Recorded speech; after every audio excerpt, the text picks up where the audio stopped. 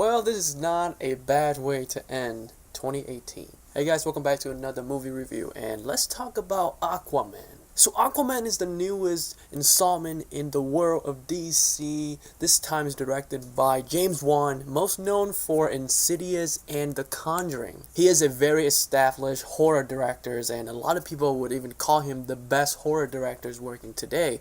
But a lot of people might not know this, but he actually directed Furious 7. So not only is he a really talented director in the horror genre, he's also really good at making those bombastic, huge blockbusters. And I thought he did a terrific job directing this movie. This is one of the best looking movie of this year, without a doubt. There are so many cool things that he did with the camera, especially with the action sequences. There are a lot of one take, but the camera is moving around the action. Also, Atlantis is just beautiful to look at. This is one of the best looking fictional world ever created, ever put on screen. It just, the color and just the visual effect, it's just so perfect. It is exactly how I imagine Atlantis would look like in a live action movie. It's so good. James Wan, he is a horror director after all, because there's some cheeky a jump scare that he put in this movie,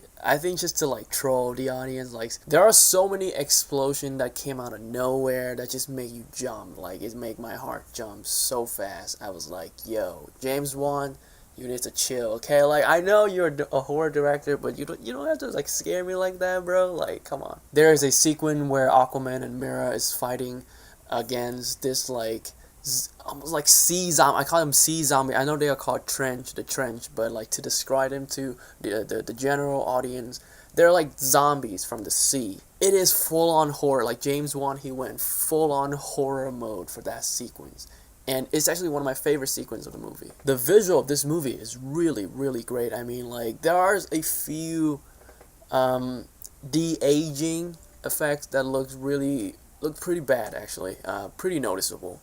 But luckily they're not in the movie that much, and when they are, it's kind of distracting. Other than that, the visual is good to great, and for the most part, is really great. The casting of Jason Momoa as Aquaman is so genius. This role fits him so perfectly. They based the character of Arthur Curry on Jason Momoa. Arthur Curry in this movie is an extension of Jason Momoa. And usually I don't like that. I want the actors to really lose themselves in the character. But for some reason, Jason Momoa, just him being himself, it's so Aquaman. It's so cool to see that. How an actor could transform himself into the character without, doing all these crazy method, all that. He's just being really cool. But when it's time to be a bit more emotional and a bit more real, he brought it. He was actually really good. We all know he's a good actor. He killed it in Game of Thrones. And we all know that he is funny, that he could be intimidating, that he could be tough, he could be a badass. But what surprises me the most about his performance is actually the level of emotion that he brought to this character. And I was surprised by just how well he actually carried the movie. Amber Heard as Mera is possibly the most beautiful woman I have ever seen in my life. She was pretty good as Mera, but I can't really say that she stole the role. I could still see other actresses play the role of Mera. Amber Heard, even though she was good, she didn't make the role her own, and that's okay. She doesn't have to do that. But I'm just saying, with Jason Momoa as Aquaman, you're like, oh, I can't really see anyone else play this role. But with Mera, Amber Heard as Mera, I was like, she's good. She's pretty good as Mera, and I like all the water bending and all the visual and just her story. I like the fact that she actually has a story. She's not just there to be a damsel in distress. She's anything but a damsel in distress, and tell you that. But just from a performance point of view, I could still see other people play the role, but that doesn't mean that she's bad. She's good.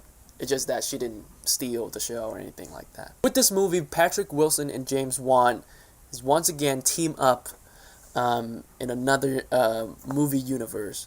And usually I'm not a fan of that. I don't like it when directors just hire their friends to work for them. Like, instead of casting the best person for the role, you just cast someone you know. Luckily, Patrick Wilson is really, really good at Orm, King Orm, aka Ocean Master. He is just the right level of intimidating and just the right level of cheesiness, and he plays this role so well. He is over the top enough, but not to a point where you like roll your eye and like you can't take this guy seriously. Like, he would kick some serious ass, and as the audience you could 100% get behind his motivation. Like, I mean, like, we the land people polluted the hell out of the ocean. We polluted the shit out of the ocean.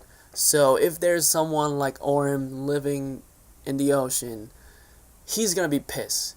And, and he's right to be pissed. He has every right to be pissed and to be angry at the people that polluted his ocean. So his motivation is justified. Is his actions that are questionable, that are wrong.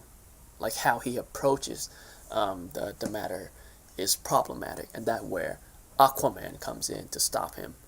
Like, I can see where you're coming from, but the way you do things, I don't like it. That is how you write a good villain. And speaking of villain, Black Manta is also in this movie, and that is for me where the plot kind of get a bit messy. Like, they could have saved one of them for the next movie, but like they try to put Orm and Black Manta in one movie, and that's where you, especially like the middle chunk, got a bit messy from a narrative point of view. That kind of messed with the pace a little bit, and I do believe there is a smoother way to have him in this movie without messing with the narrative, if that makes any sense. Aquaman is a weird movie from a narrative point of view because it doesn't follow like the general movie narrative. Like, it has a 3 acts structure, but the way that they sort of structure the 3 acts,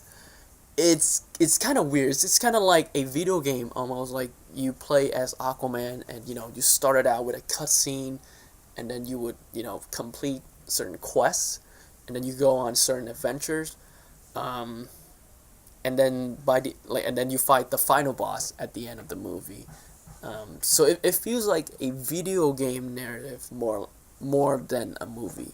I think like the second act, the movie doesn't really know what it wants to be. It went from like an underwater sci-fi fantasy to a kind of a road trip movie where you go from one place to another really quickly. And then it kind of became a horror movie a little bit, and then, by the time it got to the final act, it went back to being a fantasy movie.